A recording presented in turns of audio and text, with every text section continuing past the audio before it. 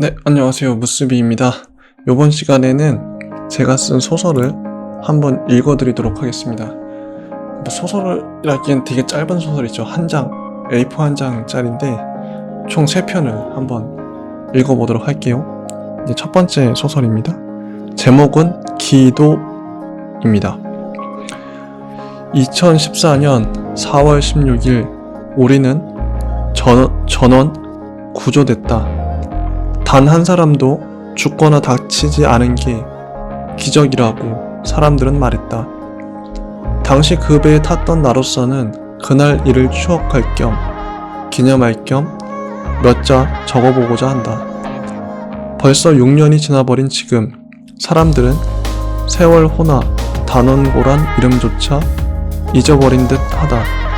하긴 그때 만약 한 사람이라도 죽었더라면 아니 다쳤더라면 언론에서 난리가 났을 것이고 아직까지 회자되었을지도 모른다. 삼풍백화점이나 성수대교처럼 말이다.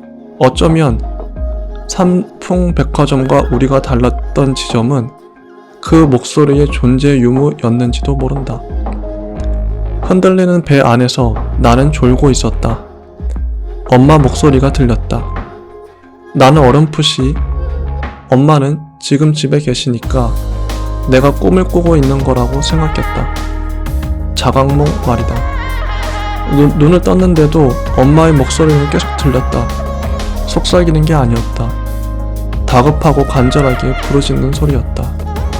안 돼 아가, 빨리 나와, 제발, 거기서 나와, 도망쳐. 평소 무뚝뚝하고 감정 표현을 안 하는 엄마가 마치 딴 사람처럼 그렇게 내 귀에 대고 목이 쉬어라 울부짖고 있었다. 이게 뭘까? 내가 미친 걸까? 나는 아직도 그 목소리, 그 현상에 대해 어떤 합리적이거나 상식적인 해석을 못하겠다. 그냥 엄마 목소리가 들렸고 나는 귀를 막아도 들리는 그 목소리를 무시할 수 없는 지경에 이르렀다. 무언가 조치를 취해야 한다. 내 머릿속에 든 건 단지 그 생각뿐이었다. 아이들은 내가 농담하는 줄 알았다. 선생님에게 말해도 양호실에 가버렴 말할 뿐이었다. 나는 그 목소리가 하는 말에 온 정신을 집중하고 대체 나에게 왜 이러는지, 내가 어떻게 하길 원하는지 마음속으로 물어보았다. 아가, 이제 곧 배가 기울어질 거고 이제 곧 선장이 가만히 있으라 그럴 거야. 너는 그 말을 무시하고 배 안의 모든 사람들에게 무조건 탈출하라 그래. 네가 모든 사람을 살릴 수 있어. 엄마 말을 믿어. 어서 119에 구조 요청도 하고 내 기도가 너에게 닿았으면 좋겠다. 나는 왠지 그 말대로 움직여야만 할 것 같았다. 설마 이 망망대해에서 이렇게 큰 배가 타이타닉처럼 침몰할까 싶지만 그래도 나는 엄마의 음성을 믿어보기로 했다. 119에 전화해서 배가 침몰한다고 구조 요청을 했고 배 안의 친구들과 사람들에게 어서 갑판으로 올라가라고 곧 배가 가라앉는다고 미친 듯이 외치고 다녔다. 배가 기울었다. 나의 외침과 거의 동시였다. 내 몸에선 전율이 일었다. 나는 더더욱 확신을 갖고 사람들에게 무조건 이 배에서 탈출하라고 갑판 위로 올라가라고 외치고 다녔다. 그렇게 우리 모두는 정말 한 사람도 빠짐없이 신속하고도 정확하게 갑판 위로 올라갔고 그 와중에 가만 있으라는 선장의 말이 들렸지만 그 말에 복종하는 사람은 아무도 없었고 제때 와준 해상구조대와 배 위의 구명보트 덕분에 신속하게 탈출할 수 있었다. 사건은 그렇게 시시하게 종결됐다. 다른 사람들은 죽다 살아난 격, 아니 얼떨결에 살아난 격이 되었고 나는 그 목소리를 여태껏 숨기고 살아왔던 것이다. 나는 엄마를 볼 때마다 묘한 심정이 든다. 엄마는 아무것도 모르는 사람처럼 나에게 무뚝뚝하다. 그때 만약, 역사에 만약이란 없겠지만 그래도 만약 내가 침몰하는 배 안에 갇혀서 죽었더라면 우리들 대다수가 탈출하지 못하고 죽었더라면 엄마는 미래에 어느 날들 동안에 간절히 그토록 울부짖으며 아가 빨리 탈출해. 제발 탈출해. 거기 있지 마. 가만히 있지 마. 그렇게 기도했으리라는 것만은 분명히 알겠다. 어쩌면 그 목소리는 미래에서 온 것인지도 모른다. 이게 이제 첫 번째 단편이고요. 제가 이제 이 소설을 짓게 된 거는 영화 쿠엔틴 타란티노의 9번째 작품 원스 어폰 어 타임 인 할리우드를 보고 나서 이 영화가 떠올랐어요. 이 작품이 떠올랐어요. 그 영화의 내용 자체가 원래 그 사건은 뭐였냐면 어떤 광신도 집단이 할리우드 배우를 잔인하게 살해한 사건이거든요. 원래 사건은 그런데 원래 사건에서는 그 여자 배우와 지인들이 다 죽어요. 죽어야 되는데 그 영화에서는 타란티노 감독님은 그 배우들을 살려요. 옆집에 있는 가상의 인물들이 와서 온 게 아니다. 옆집에 있는 가상의 인물들의 집에 그 살인자들이 들어갔는데 그 살인자들을 통쾌하게 그 사람들이 다 제압을 하는 거죠. 대체의 역사죠, 어떻게 보면. 기존의 역사의 역사적 사실과 다른 사실을 만들어낸 건데, 그게 전 너무 통쾌하고, 역사를 꼭 있는 그대로만 서술할 필요는 없구나. 영화의 매력은 대체 역사? 다른 방식으로도 얼마든지 소설할 수 있구나. 그 가능성을 봤어요, 그때. 그래서 세월호도 만약에 세월호를 누가 영화로 만든다고 생각해 볼게요. 근데 그 사건을 있는 그대로 물론 표현할 수도 있지만 어떤 우리가 그 죽은 영혼들을 위로하고 유가족들을 위로하기 위해서 그대로 표현할 필요는 없겠다. 일어났던 일들을. 만약에 그때 어떤 히어로가 나타난다든지 아니 할리우드에서는 히어로가 아이언맨이나 히어로 나타나서 구해주잖아요. 그게 더 실제 있었던 일보다 더 극적이고 더 감동적이지 않나요? 전 그렇게 생각하거든요. 그런 맥락에서 요거는 좀 판타지적인 요소를 넣은 거죠.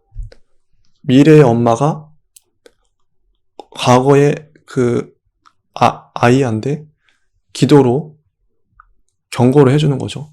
기도. 미래의 엄마와 과거의 아이가 닿아서 이 과거가 바뀐 거죠. 아이가 엄마의 목소리를 듣고 모든 사람들을 대피시켜서 결국 전원 구조됐다는 그런 거죠. 정말 그렇게 됐다면 얼마나 좋았을까요? 정말 좋았을 것 같아요. 근데 전 이런 것도 가능하리라 생각해요. 미래에 누군가가 과거의 어떤 간절한 기도로 과거에 연결될 수 있지 않을까? 실제로도.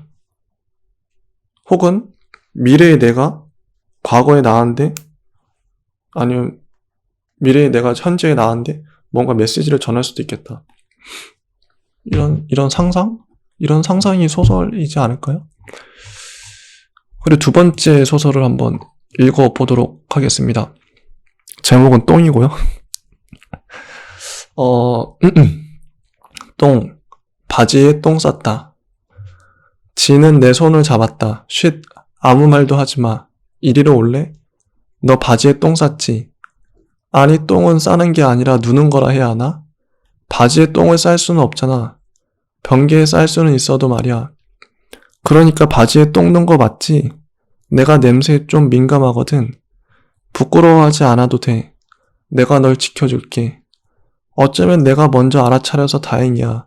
철없는 아이들이 똥 좀 지린 거 가지고 뭐라 놀리기도 하거든. 나는 그런 애들 완전 밥맛이야. 아니 똥맛이라 해야 하나? 우리 나이 또래는 누구나 한 번쯤 바지에 똥 좀 누고 그러잖아. 안 그래? 그게 정상이고 바지에 똥 안 누는 애들이 비정상 아니니? 나도 며칠 전에 바지에 똥 넣었거든. 정말 참을 수가 없더라고. 방구를 끼는데 똥이 찔끔 나와버렸지 뭐야. 나로서는 최선을 다했어. 정말 감추려고 노력했는데 망할 완 녀석이 킁킁거리더니 너 바지에 똥 쌌지 그러는 거야. 그때 나는 얼굴이 빨갛게 달아올라서는 아니야 방구 꼈어. 그리고 바지에 똥 싸는 게 아니라 똥 누는 거거든. 그렇게 우겼던 거지. 아이들은 순식간에 나를 둘러쌌고 나는 어쩔 줄 몰라서 화장실로 냅다 달렸어. 축축한 엉덩이를 느끼면서 말이야. 그때 내 옆에 한 사람만 있었더라면 그토록 서럽진 않았을 거야. 나는 똥보다 많이 미워서 펑펑 울었어. 개새끼. 똥보다 못한 놈. 내가 널 지켜줄게. 우린 같이 바지에 똥 넣은 사이잖아, 안 그래? 바지가 좀 축축하겠구나. 일단 화장실로 가볼까? 뭔가 갈아입을 바지와 팬티가 필요하겠는데? 내가 우리 선생님에게 말해올게. 화장실에서 기다려. 금방 올게. 변기에 앉아서 똥 싸는 척하고 있어. 순 선생님이 오셨다. 똑똑. 자, 여기 바지랑 팬티 있어. 이거 입으렴. 쌤이 이런 경험이 좀 있어서 미리 아이들 사이즈별로 바지랑 팬티 여벌로 챙겨놨어. 너한테 이 사이즈가 맞을지 모르겠구나. 너희 나이 또래는 다들 바지에 똥 좀 싸고 그러잖니? 전혀 부끄러워하지 않아도 돼. 자연스러운 성장 과정이 일부일 뿐이란다. 쌤이 물티슈도 챙겨왔으니까 엉덩이랑 똥꼬도 잘 닦으렴. 천천히 해도 괜찮아. 비닐봉지에는 똥 싼 바지랑 똥 묻은 팬티 잘 추스러 놓고 선생님이 부모님께는 잘 말해놓을게. 걱정 마렴. 진이랑 아이랑 친하니? 그 친구 참 기특하더구나. 이 일로 널 놀린 아이는 없었니? 다행이네. 정말 다행이야. 나도 어렸을 적에는 과략근이 약하고 과민성 대장염이라 시도 때도 없이 바지에 똥을 푹푹 싸곤 했어.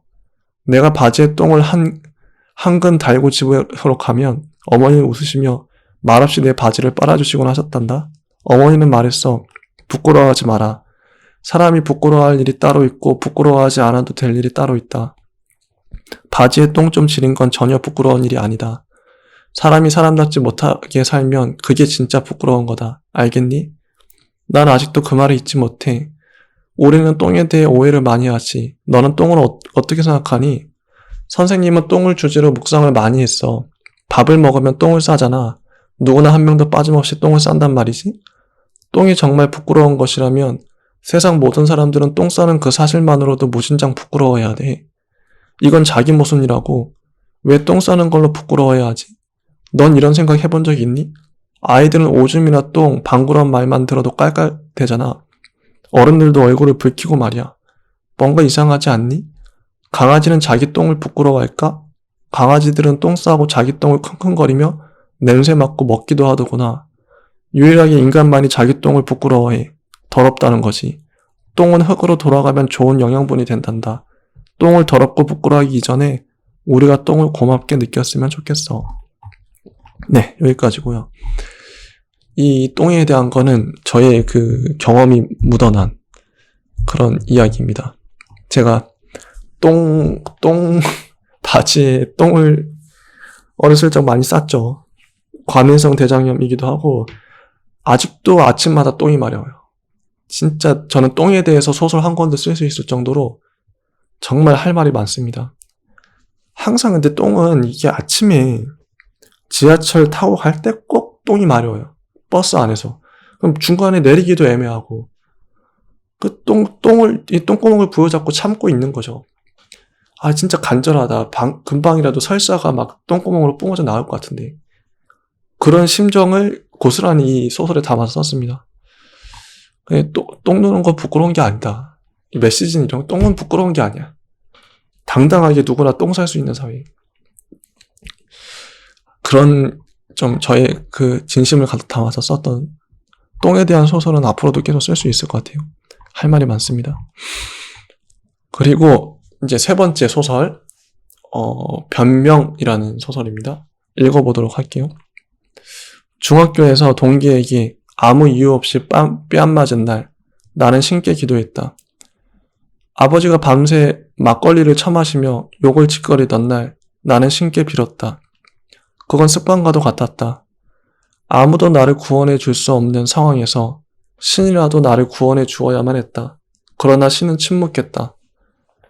교회에서 누군가 호기롭게 신이 정말 계시다면 왜 세상에 악이 존재하는가 물었을 때에도 나는 신을 변호했다.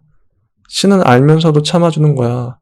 만약 신이 짜잔 등장해서 모든 악을 어벤져스처럼 물리친다고 상상해봐. 웃기지 않니?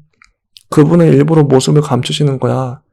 인간이 알 수 없는 위대한 그분만의 뜻이 있을 거야. 그러니까 기도하자. 나는 눈만 감으면 졸음이 밀려왔다. 내가 정말 간절히 빌어도 그분은 아무 응답도 없었다. 한 번도 신의 존재를 의심한 적은 없었다. 하나님의 음성을 못 들은 건 내 신앙이 부족해서라고 자책했다. 전도사님께 신의 음성에 대해 이야기하면 당연한 걸 뭐하러 물어보냐는 표정으로 자기도 음성을 못 들었다고 했다. 나는 그렇다면 당신은 신의 존재를 어떻게 믿느냐고 물어보고 싶었지만 그건 마치 공기가 눈에 안 보이는데 공기가 존재하는지 어떻게 아느냐 물어보는 것 같아 그만두었다. 신을 의심하는 자는 믿음이 없는 자였고 신을 믿는 자는 믿음이 강한 자였다. 나는 늘 믿음이 강한 자로 남고 싶었다. 어쩌면 나는 신께 잘 보이기보다 인간들에게 잘 보이고 싶었는지도 모른다. 그러던 어느 날 나는 죽었다. 천국인지 지옥인지 모를 곳에서 신을 만났다. 당신이 신인가요? 하나님 맞죠? 저 죽은 거 맞죠? 신은, 아니 신처럼 보이는 사람은 무표정하게 서 있었다. 적어도 악마는 아니라 확신했다. 뿔이 없었으므로 까만 망토를 두르지도 않았고 털에 복실하게 나지도 않았고 결정적으로 하얀 옷에 빛나는 광채가 그 사람을 둘러싸고 있었으므로 신이라 추정했다. 천사일지도 모른다. 어쨌거나 우리 편, 착한 놈임에는 분명했다. 인상도 좋아 보였다. 적대감이나 공포심 같은 건 전혀 느껴지지 않았고 따스하고 포근한 배기 같은 느낌이 들었다.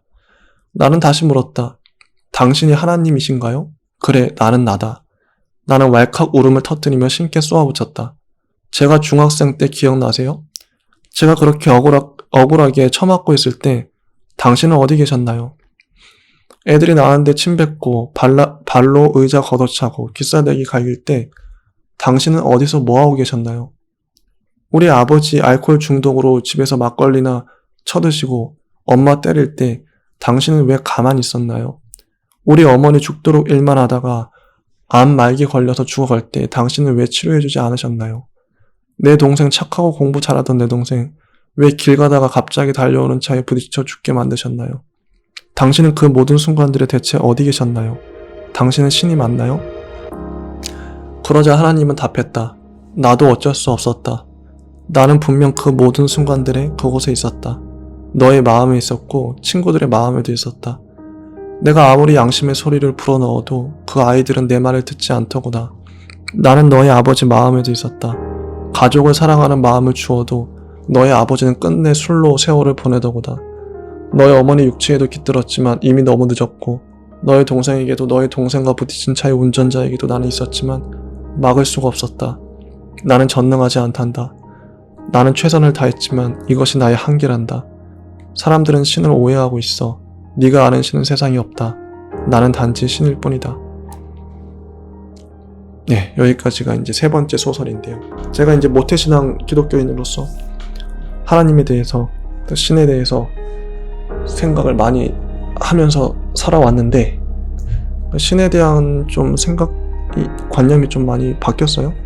예전에 그 전지전능한 그런 신에서 이런 상상을 하는 거죠. 하나님도 한계가 있지 않을까? 하나님도 분명히 한계가 있을 거야. 이런 거죠. 그래서 이런 소설을 쓰게 됐습니다. 하나님이 있지만 우리가 하나님을 오해하고 있다. 그 한계라는 게 인간이 하나님을 자기 마음대로 해석하고 있다.